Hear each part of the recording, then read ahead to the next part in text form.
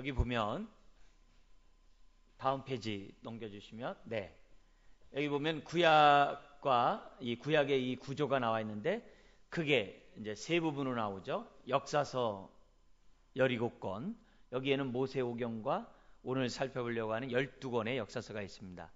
두 번째는 시가서 5권이 있고요. 그리고 선지서 17권이 있습니다. 그 가운데 많은 책을 갖다 기록한 사람을 대선지자, 대예언자라고 얘기하거든요. 그들에 의해서 쓰여진 5권, 이사야, 에레미야, 에스겔, 다니엘에 의해서 쓰여진 5권이 있고요. 그 다음에 호세아부터 말라기까지가 12권의 소선지서가 있죠. 자, 그래서 역사서는 과거 중심이라고 한다면, 그리고 시가서는 현재 중심이고, 예언서는 미래 중심의 그런 메시지 구조로 되어 있는 것이 구약입니다. 전체적으로 구약의 성경 권수는 몇 권이죠? 39권. 그 다음에 신약은요? 27. 그래서 9구단에 39, 27. 저희 교회도 3927을 알아야지만이 들어올 수가 있죠. 그죠?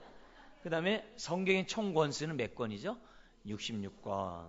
그게 우리가 뭐냐면 구약 성경의 전체적인 이제 구조입니다. 그래서 역사서를 이제 크게 4부분으로 나눕니다.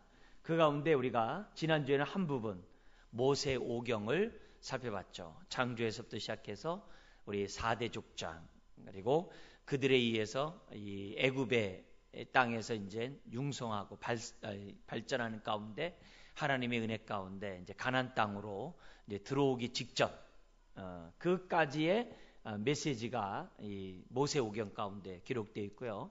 이런 역사서에서 가장 핵심적인 그런 단어는 뭐니 해도 중요한 것이 뭐냐면 시내산 언약이에요.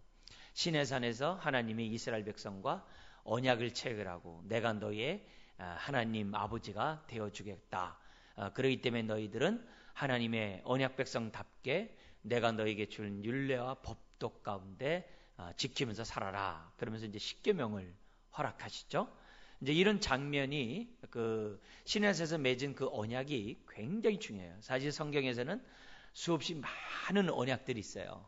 아담과 맺은 언약, 노아와 맺은 언약서부터 시작해서 많은 언약으로 성경에 가득 차 있습니다. 심지어는 예수님이 요한복음에서 새 언약을 체결하죠. 떡과 포도주를 가지고 새 언약을 체결하는 이런 장면에까지 성경은 언약으로 가득 차 있어요. 그래서 우리는 구약을 갖다가 뭐라 그러는 거예요? 옛 언약을 구약이라고 하는 것이고, 그죠? 예수님으로 말미암아 맺어진 새 언약을 신약이라고 하는 거죠. 그래서 우리가 이 옛 언약과 신약의 말씀으로 기록된 것이 성경입니다.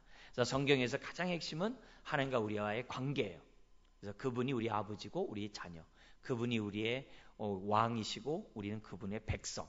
그죠? 이게 주인이시고 우리는 그분의 종. 이런 관계가 굉장히 여기서 뭐냐면 그 관계, 하나님과 우리의 관계가 어떠한지를 성경 우리들에게 아주 밀접하게 강조하고 있습니다. 그런 가운데 우리는 시내산 언약이 좀 더 발전된 언약이 되는데 그게 무슨 언약이랬죠? 모압 세겜 언약이랬어요. 왜 모압 세겜 언약이냐? 모압은 요단강 동쪽에 있는 이 지명이 모압이에요. 거기서 이 모세와 이스라엘 백성, 근데 그때 그 이스라엘 백성 출애굽한 이스라엘 백성이 아니에요. 그들은 다 광야에서 죽었기 때문에 그 후대 백성들과 함께 지금 뭐냐면 언약을 체결해요. 그러니까 출애굽한 이스라엘 그 선조들이 가나안 땅 들어가기 전에 시내산에서 언약을 체결해야 했던 것처럼 출애굽한 그 후대, 그 후손들 역시 가나안 땅에 들어가기 전에 뭘 체결해야 되는 거예요? 언약을 체결해야 되는 거예요. 그게 굉장히 중요한 거예요. 그래서 모압에서 모세가 언약을 체결하는데 재밌는 말을 해요. 이 언약은 너희 조상들에게 한 것이 아니라 오늘 너희와 함께 하는 거야. 오늘이란 단어를 강조를 해요. 그래서 신앙에 그걸 갖다가 현재성이라고 그래요. 성경 우리 신앙은 과거가 아니에요.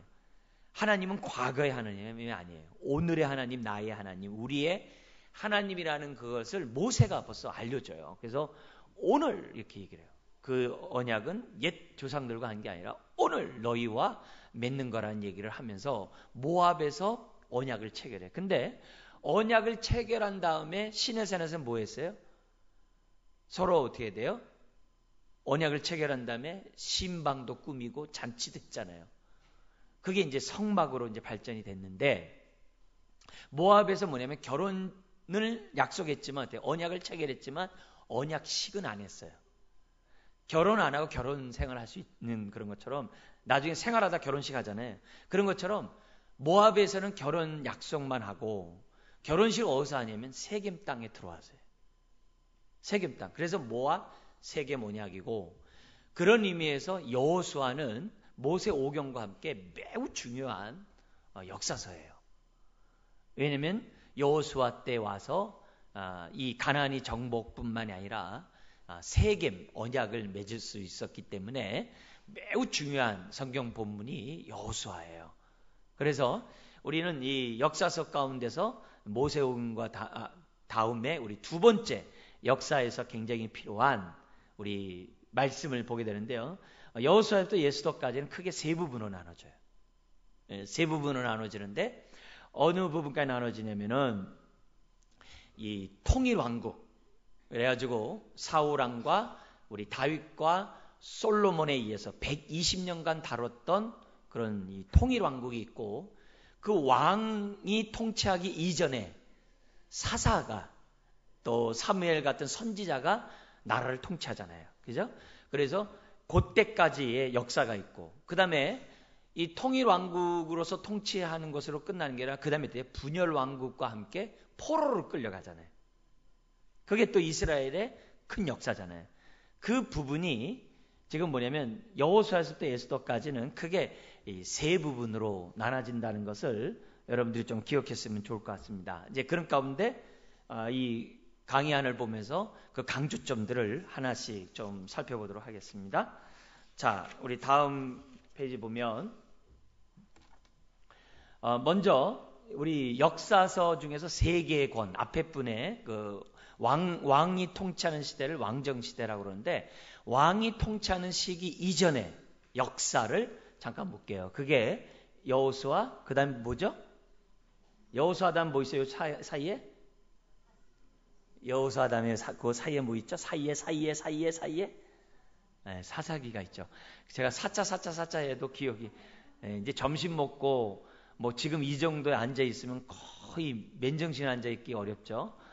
그렇지만 또 우리가 또 이 시간에 정신 바짝 차려서 집중하고, 혹시 조는 학생이 있으면 어떻게 돼요? 일어나서 뒤에 서 있는 거 누가 뭐라고 안 해요. 그러니까 딱 일어나서 안 졸려고 하면서 한 시간 다 까먹지 말고, 졸리시면 버떡 일어나셔가지고 뒤에서 서 있어도 아무렇지도 않습니다. 자, 그런 가운데 이제 이 왕정 시대 그 전까지 여호수아, 사사기, 룻기의 그 역사서가 성경에 기록되어 있습니다. 자, 요 밑에 글씨 큰 거 여러분 강의안도 보시면 여기 시내산과 모압, 요게 무슨 말을 하는지 이해되죠? 언약을 맺은 거죠. 시내산 언약과 모압 언약이라는 것을 얘기를 해요. 그래서 모세 오경에 있어서 굉장히 이제 중요한 이 장소가, 언약이 시내산과 모압의 언약이라는 걸 딱 우리가 인지하죠. 자, 그런 가운데 이 역사적으로 볼 때 이 민수기와 여호수아 사이에 신명기가 있어요. 왜 신명기가 왜 위로 올라왔어요?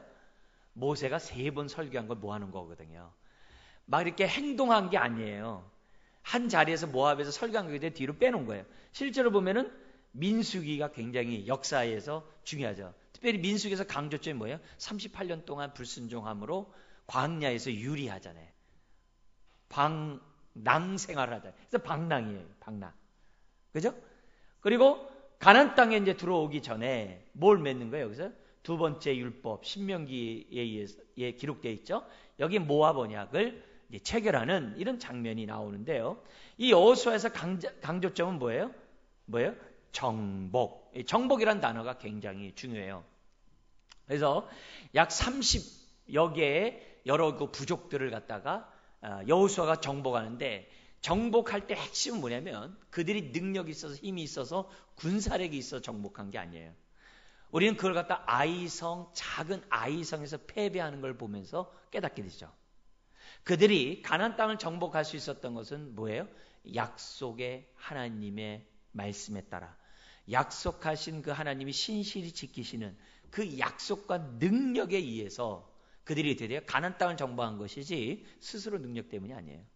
근데 하나님이 아무리 가나안 땅을 정복하려고 하더라도 이스라엘 백성이 뭐 하지 않으면 안 돼요? 순종하지 않으면 안 돼요. 그래서 이 정복 속에서는 하나님의 그 약속과 능력, 그리고 플러스 뭐가 있냐면은 백성들의 그런 순종이 뭐냐면 아주 중요하게 강조되고 있는 것이 여호수아예요. 그러니까 오늘 우리가 지금도 우리가 살아가는 이 신앙생활이 이 역사서의 모습을 갖다 굉장히 아주 답습하고 있어요. 답습하고 있어요. 오늘 우리가 하늘나라 갈 때까지, 저 천성 가나안 땅까지 갈 때까지 오늘 우리들의 삶이 정말 민수기 같이 방랑하는 삶을 살 것인가? 아니면 우리가 사는 이 삶을 여호수아처럼 정복하면서 하나님 나라를 위해 살 것인가? 그거는 저와 여러분들이 결단이고, 또 오늘 목사인 저 자신은 뭐예요? 여러분들에게 여호수아 시대같이 순종함으로 정말 정복하는, 우리가 밟는 땅마다 다 우리에게 주시겠다고 하는 그 약속을 누리는 저와 여러분들이 되어야 한다는 것이죠.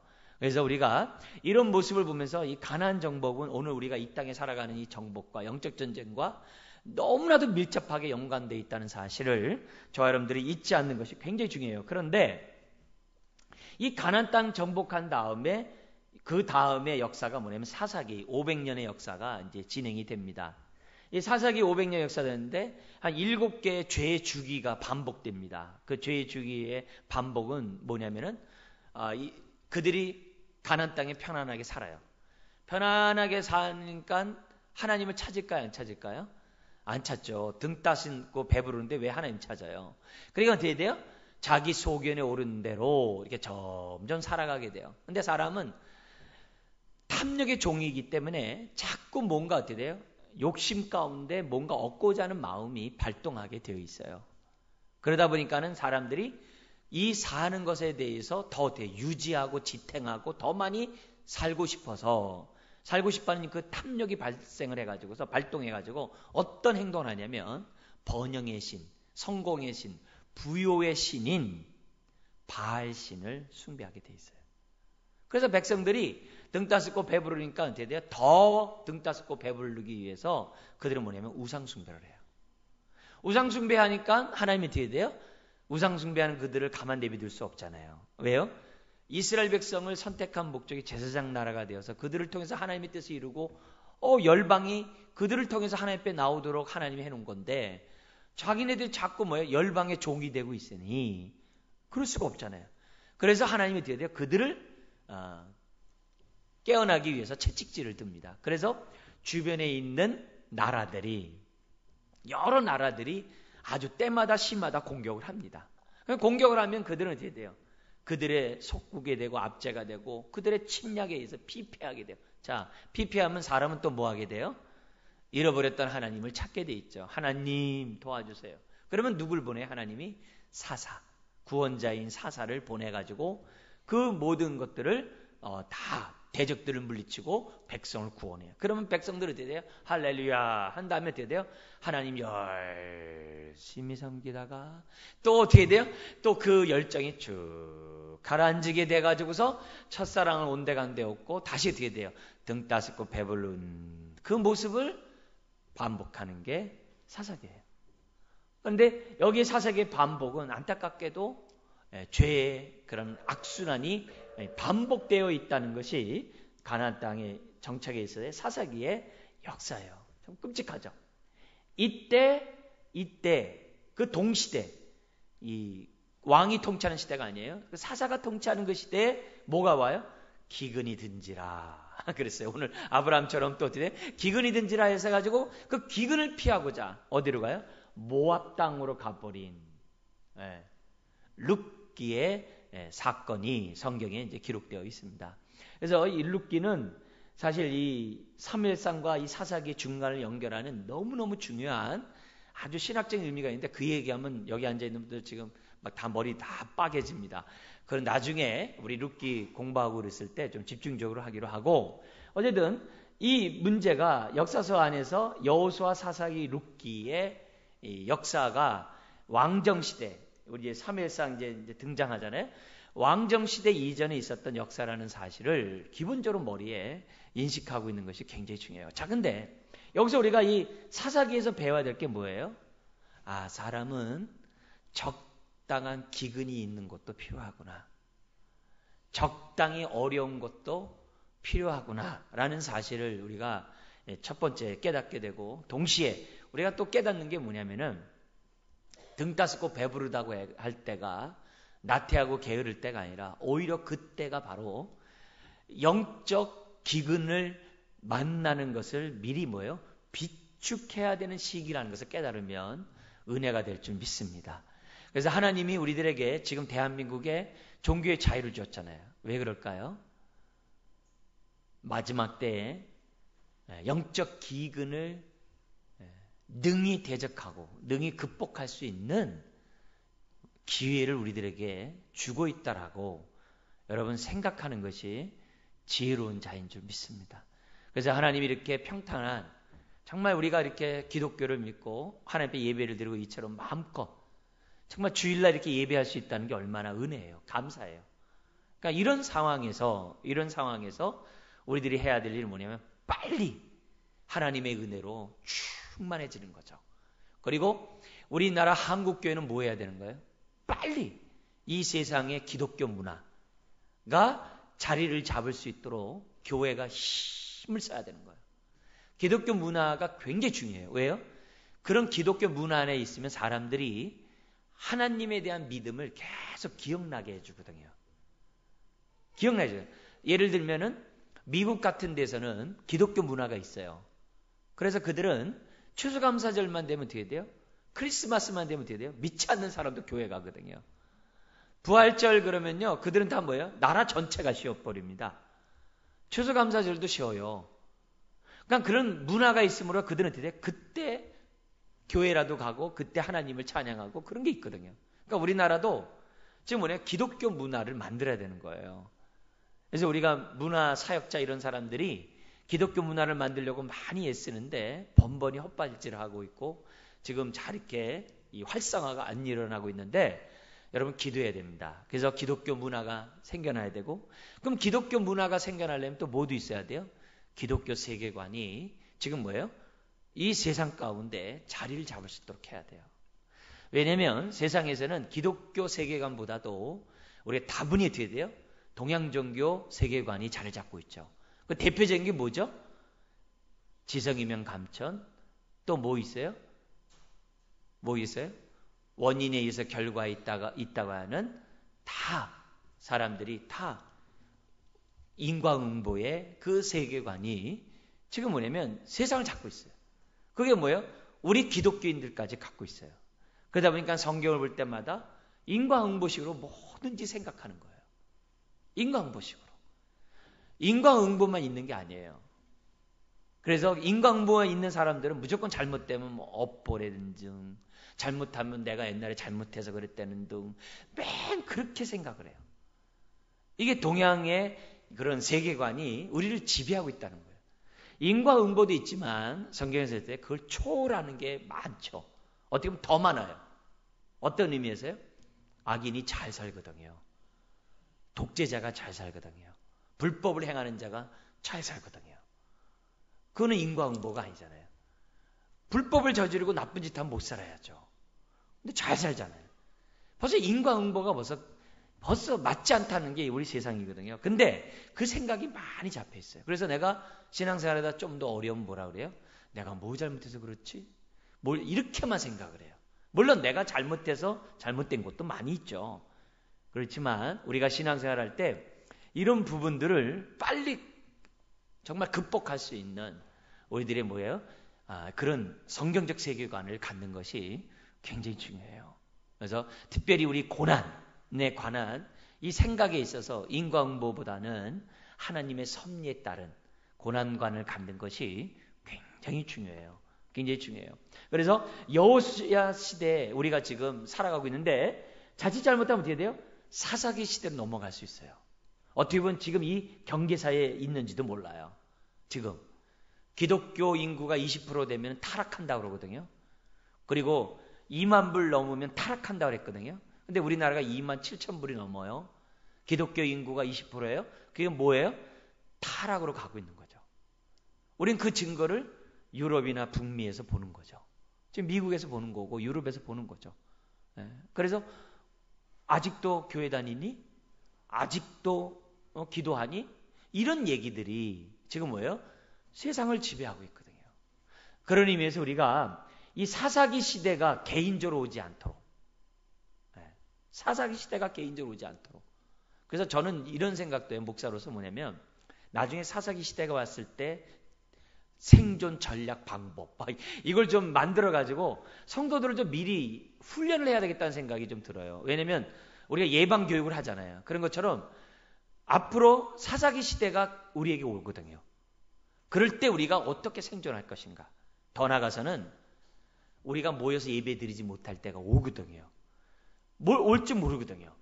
그럴 때 우리는 어떻게 생존할 수 있는가. 지금 북한에 우리 믿음의 우리 선배들은, 북한에 있는 사람들은 지금 어떻게 돼요? 이 북한에서 지금 신앙생활을 하고 있거든요.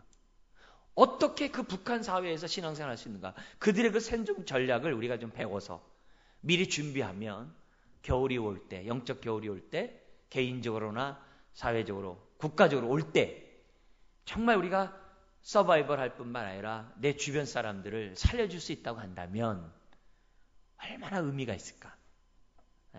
그런 생각을 목사로서 뭐냐면 자주 생각을 해요.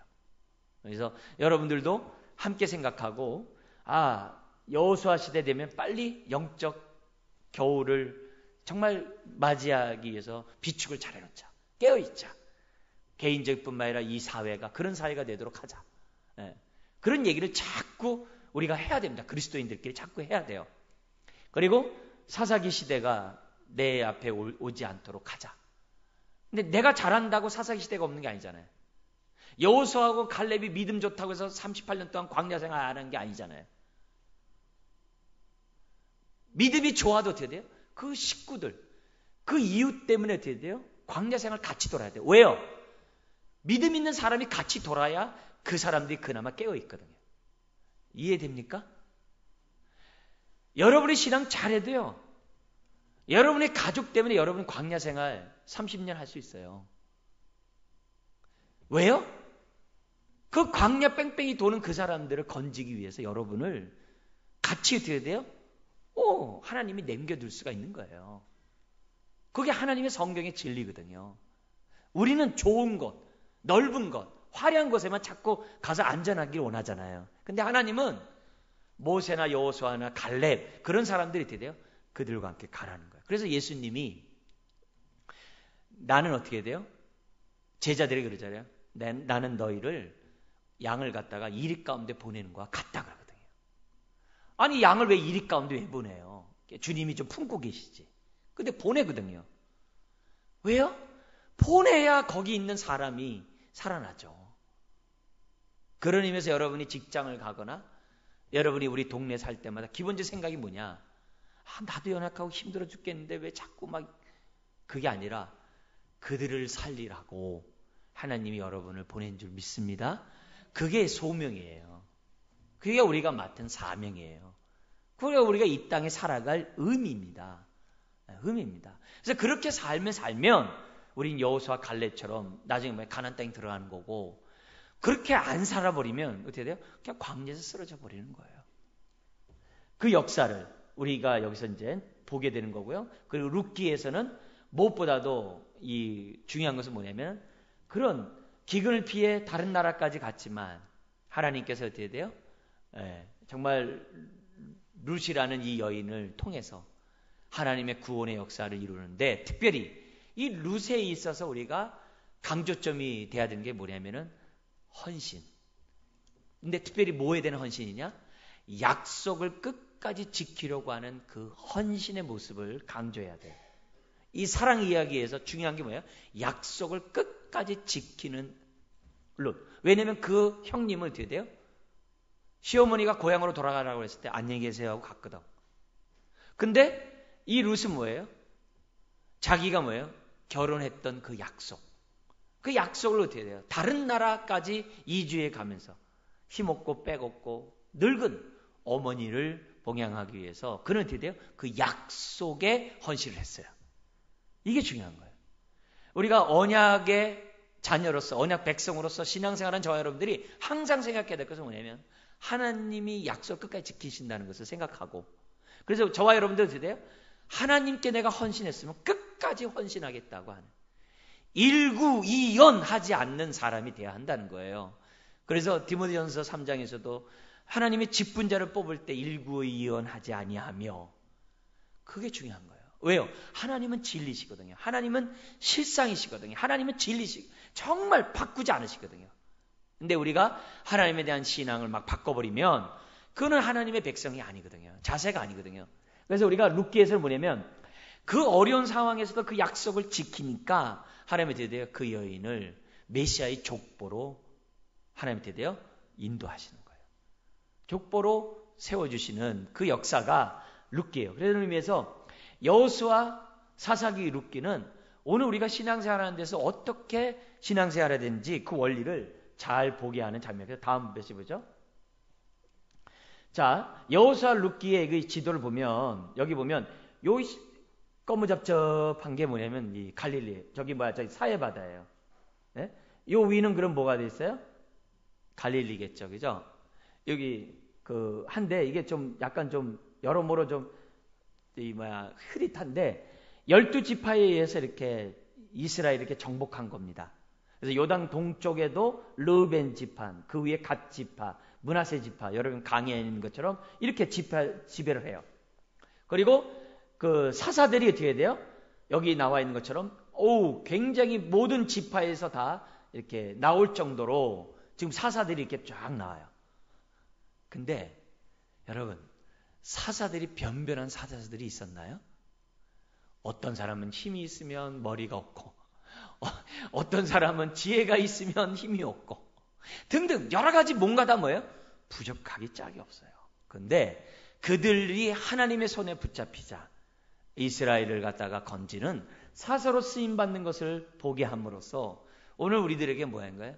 나는 연약하나, 나는 부족하나, 나는 아무것도 없으나 우리가 하나님의 은혜 가운데 붙잡히면 큰 일을 이룰 수 있다는 것들을 사사기를 통해서도 우리가 봐요. 기드온이 용사지만 그는 뭐예요? 겁쟁이거든요. 입다가 능력에 용맹한 사람이지만 무자비한 자거든요. 이런 모든 부족함에도 불구하고 하나님이 사용하시는 거예요. 요즘에 우리 여러분 큐티 본문이 사사기인데 잘 우리가 보면서 이런 것들 생각해 보면은 아주 많은 은혜가 있으라고 봅니다. 다음 보죠. 자, 그래서 여호수아, 룻기의 핵심 단어를 잠깐 볼게요. 여러분 여기 해답이 있는데 여호수아에 2개 쓰게 돼 있고 사사기 2개 쓰고 룻기에 조그맣게 2개 쓰게 돼 있어요. 여기 답이 6개가 있네요. 자, 이 6개에 나와 있는 내용들을 한번 눈으로 한번 볼게요. 기드온, 다윗의 증조모, 여리고 정트, 삼손, 사사들과 대조되는 여인, 12지파를 위한 새로운 고향. 대충 우리가 아는 단어들이죠. 한번 보죠.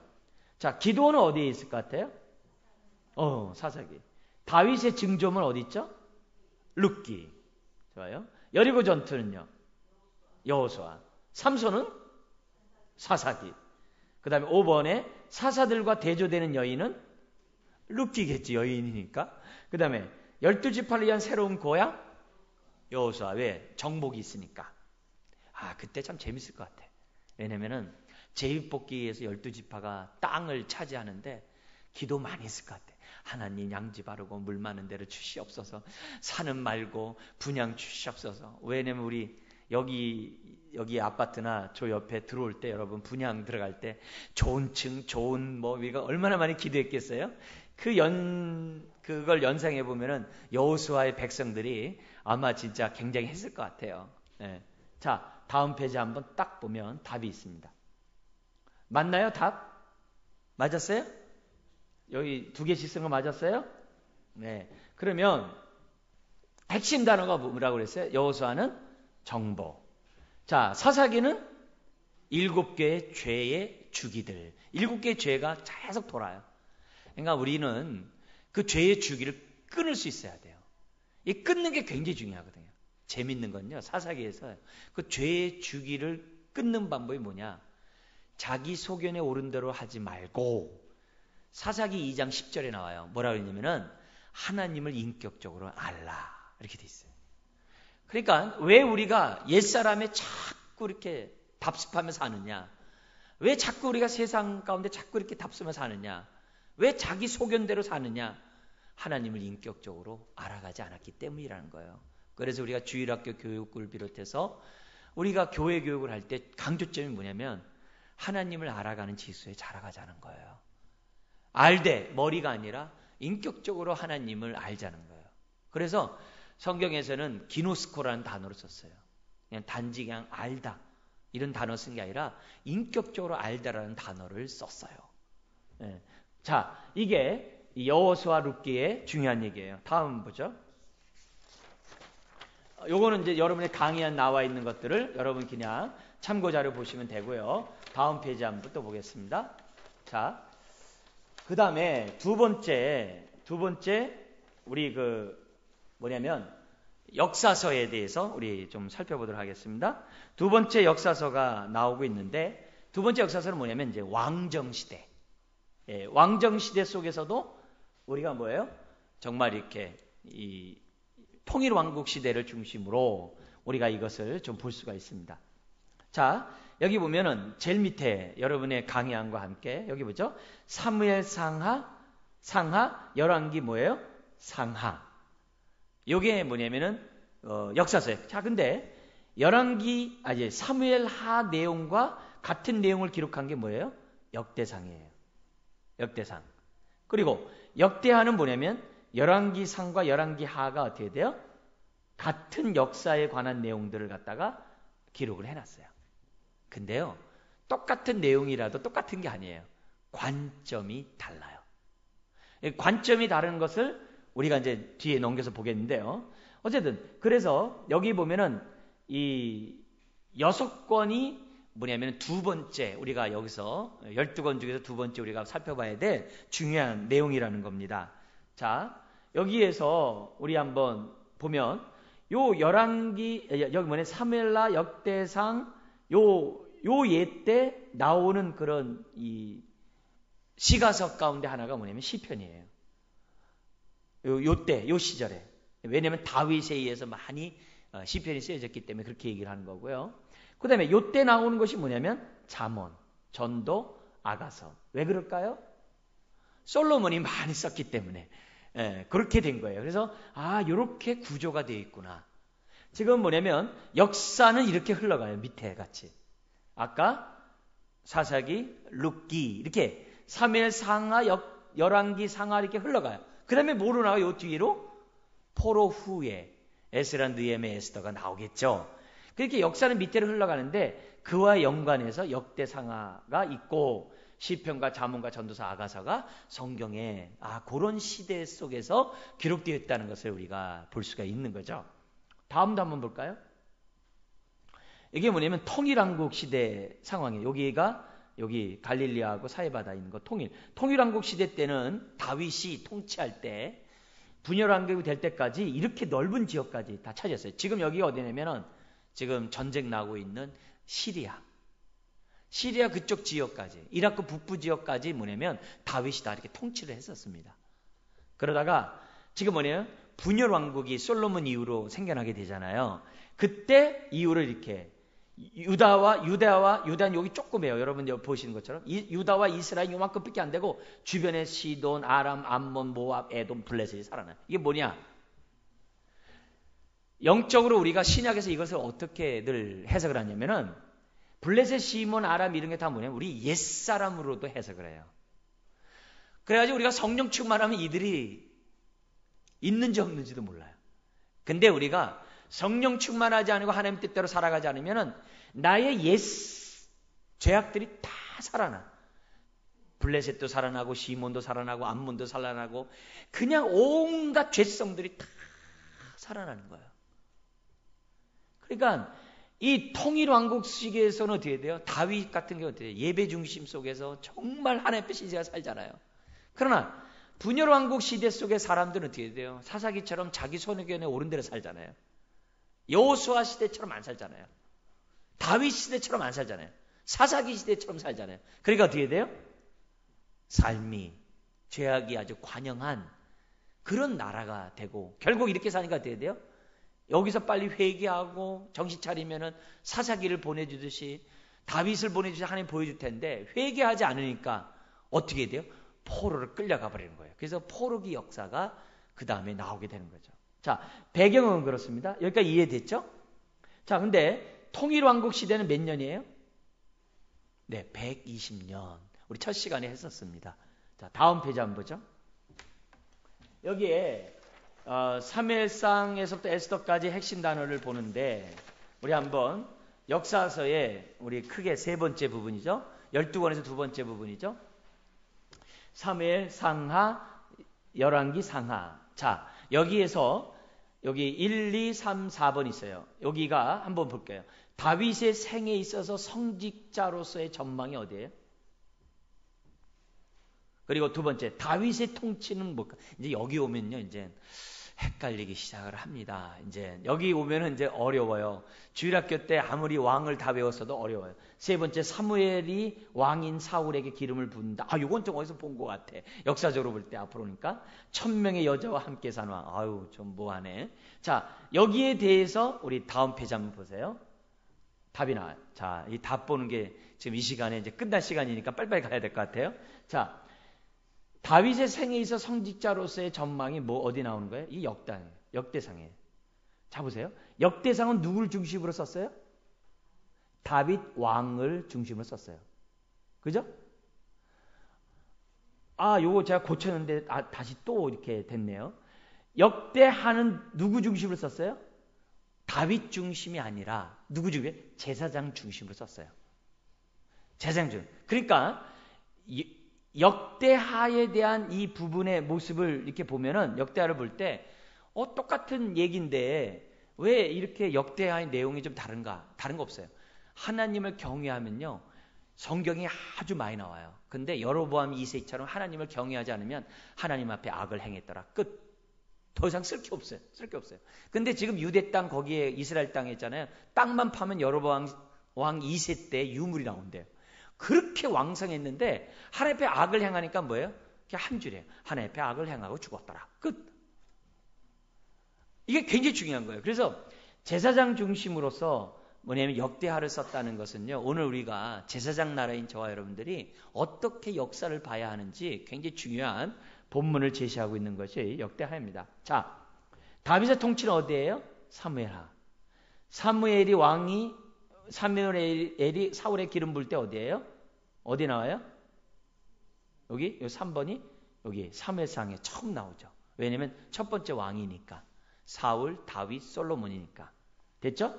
1000명의 여자와 함께 산 왕이 누구예요? 솔로몬이죠. 그게 어디 나오냐면은 열왕기 상에 나와요. 안타깝게도 열왕기 상에서 이게 나오게 됩니다. 자, 그러면 사무엘상에서 핵심 단어는 뭐냐면 사무엘과 사울이에요. 그래서 사무엘이 처음 사울에게 기름을 부어서 왕을 세워요. 그게 강조점이에요. 그 다음에 사무엘은 누구 중심이에요? 다윗을 중심인데요. 재밌는 건요. 다윗의 죄악이 낱낱이 드러나는 성경이기도 해요. 그 다음에 열왕기 상 여기요. 열왕기 상은 누구에 돼요? 어디에 여기서 솔로몬이 통치하면서 결국 어떻게 돼요? 분열이 이루어지는 끔찍한 일이 나오게 되고 이 내용을 같이 기록한 게 어디예요? 역대상이라는 거예요. 역대상. 요 이해됐죠? 자, 그 밑에 더 내려가 보죠. 열왕기 하가 있죠. 열왕기 하는 당연히 뭐가 되고 있어요? 포로가 되죠.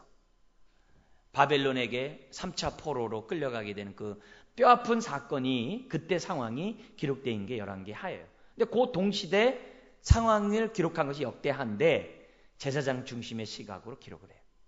자, 그러면 여기까지가 우리가 기본적으로 우리가 볼 때 이 포로 전까지의 역사를 갖다가 얘기를 하는 겁니다. 그러면 포로기 또 포로 후의 역사를 기록한 게 어떤 거예요? 그 다음에 에스라, 느헤미야, 에스더입니다.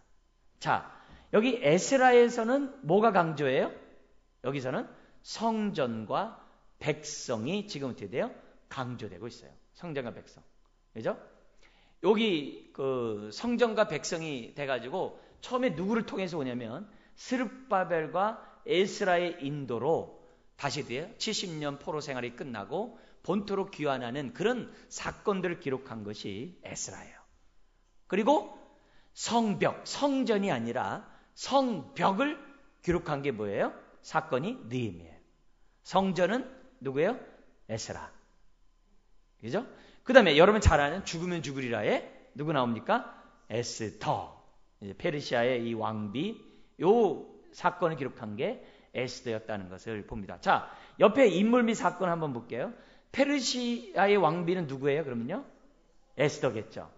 스룹바벨과 에스라의 인도 귀환은 누구에게겠어요? 에스라고. 예루살렘 성벽 재건축은 누구예요? 그러면요? 느헤미야고. 바벨론의 유다 정복은 어딜까요? 유다 정복 어디예요? 열왕기하. 그 다음에 유다에 대한 제사장의 시각이 어디예요? 아까 했던 역대하. 그래서 똑같은 역사서이면서도 제사장 중심에서 이런 것을 기록한 성경의 관점도 있구나. 이렇게 보면 역사서가 이해하는데 좋죠. 자, 정신 다시 한번 바짝 차리고 우리가 역사서 17권 중에서 모세오경이 어떤 걸 봤어요. 오늘은 우리가 이 여호수아에서부터 제 끝에 나와 있는 에스더까지 봤는데 여호수아부터 에스더까지가 크게 세 부분으로 나눠져요. 왕정 시대를 통일 왕정 시대를 중심으로 사무엘 어떻게 돼요? 여호수아, 사사기, 룻기가 있고 그 다음에 왕정 시대 기름을 부은 때서부터 사울 왕서부터 솔로몬 시대까지 그 역사가 이렇게 기록되어 있고 근데 물론 이제 거기서 어떻게 돼요? 분열 왕국과 포로를 끌려가기까지의 그 역사가 아울러 이제 우리가 관심 있게 봐야 되는 거죠. 그리고 나서 마지막에 봐야 될 것이 뭐냐면 포로 그 이후에 역사가 어떻게 전개되는지 우리가 뭐냐면 에스라 느헤미야 에스더를 통해서 알아야 돼요. 자, 근데 우리가 지금 에스라 느헤미야 에스더를 좀 이렇게 간단히 넘겨서 봤잖아요. 근데요, 구약을 이해할 뿐만 아니라 신약을 이해하는 데 있어서 요 에스라 느헤미야 에스더의 그 역사를 갖다가 저와 여러분들이 뭐냐면 잘 알 필요가 있어요. 그래야지 예수님 시대의 그 배경을 갖다가 우리가 보다 더 쉽게 이해할 수 있고요. 심지어는 말라기에서 예수님이 오시기에 그 중간기라고 해요. 400년간의 그 중간기에 도대체 무슨 일이 있었는지를 저와 여러분들은 그 당시의 역사를 갖다가 잘 우리가 기억해 볼 필요가 있어요. 우리 성경에서는 짧게 에스라 느헤미야 에스더가 나와 있습니다만 그러나 세계 역사는 굉장히 그때 뭐냐면 아주 긴박하게 돌아가고 있는 그런 세상이었다는 것을 한번 생각하고 나중에 신약 성경, 이게 성경과 5대 제국이 성경에 등장하는데 그 5대 제국 가운데 이제 다니엘의 예언을 통해서 이제 그런 게 드러나는데 거기에 대해서 제가 한 번 더 여러분들에게 정리해 드릴게요. 그러면 그때의 그 역사를 한번 우리가 좀 이해를 하다 보면 신약의 배경을 우리가 이해할 수 있고 신약 성경을 보다 더 잘 이해할 수 있는 하나의 이제 기회가 되기도 합니다. 자, 오늘은 지금 뭐냐면은 에스더까지 12권의 역사서를 살펴봤습니다. 우리 다음 주에는 그러면 뭘 봐야 될까요? 다음 주에는 없어요. 왜 없죠? 다음 주는 정교인 우리 한마당 큰 잔치를 하기 때문에 없습니다. 그래서 그 다음 주에 우리가 뭐냐면은 뭘 봐야 돼? 그 다음에는 시가서 5권을 우리가 좀 살펴보면서 시가서가 도대체 뭐에 대한 것인지를 우리가 대략적으로도 한번 살펴보려고 합니다. 네, 제가 한번 기도하겠습니다. 하나님 아버지, 여호수아의 정말 힘있게 출발했던 이스라엘 백성이 하나님의 은혜 가운데 가나안 정복까지 했던 그들이 하나님이 주신 축복의 땅에서 쫓겨나는 것까지 봤습니다. 아버지 하나님, 우리의 인생이 쫓겨나서 슬피 울며 이를 가는 자 되지 않도록 도우시고 또한 가나안 땅조차 주여 살아가면서도 사사기처럼 살지 않도록 도와주옵소서. 다윗 시대처럼 여호수아 시대처럼 정말 하나님을 높이고 제사장 나라다운 백성답게 살아가는 우리 모든 사람 되게 하여 주옵소서. 주여 역사서를 통해 배울 것을 배우게 하시고 특별히 우리가 큐티 본문으로 사사기를 보고 있는데 죄의 답습에서 우리가 벗어나고 하나님을 인격적으로 알아감으로 그런 고리를 끊어버릴 수 있는 하나님의 자녀들 되게 하여 주옵소서. 예수님의 이름으로 기도드리옵나이다. 아멘. 우리 말씀 생각하면서 우리 한 1, 2분 합심해서 기도하겠습니다. 아버지 하나님, 감사함을 드립니다. 오늘 머리 숙인 하나님의 자녀들을 축복하시고 한 분 한 분의 삶을 통하여서 주의 뜻을 이루시며 여호수아가 믿음으로 순종함으로 승리했던 것처럼 우리도 아버지 하나며 순종함으로 승리하는 하나님의 백성 되게 하여 주옵소서. 불순종함으로 타락하고 불순종함으로 축복에서 제외되고 불순종함으로 포로로 끌려가는 그런 인생 되지 않도록 도와주옵소서. 아버지 하나님이여, 오늘 아버지 주 앞에 나와 기도하는 심령들 축복하여 주시고, 아버지 하나님, 비록 우리의 삶이 힘들고 어렵다 할지라도 룻을 통해 우리에게 보여줬던 그 신실함에 헌신하는 하나님 백성 되도록 은혜를 허락하여 주시옵소서. 이제는 우리 주 예수 그리스도의 은혜와 독생자 예수 그리스도를 위해 주신 하나님의 그 크신 사랑과 성령님의 함께 하시고 깨닫게 하시고 기억나게 하시고 순종케 하시는 그 은혜가 오늘 머리 숙인 주의 자녀들 위해 여호수아처럼 순종하며 다윗처럼 하나님만을 높이며 룻처럼 언약에 신실하게 살고자 결심하는 자녀들 위해 이제부터 영원토록 함께하옵시기를 간절히 축원하옵나이다. 아멘.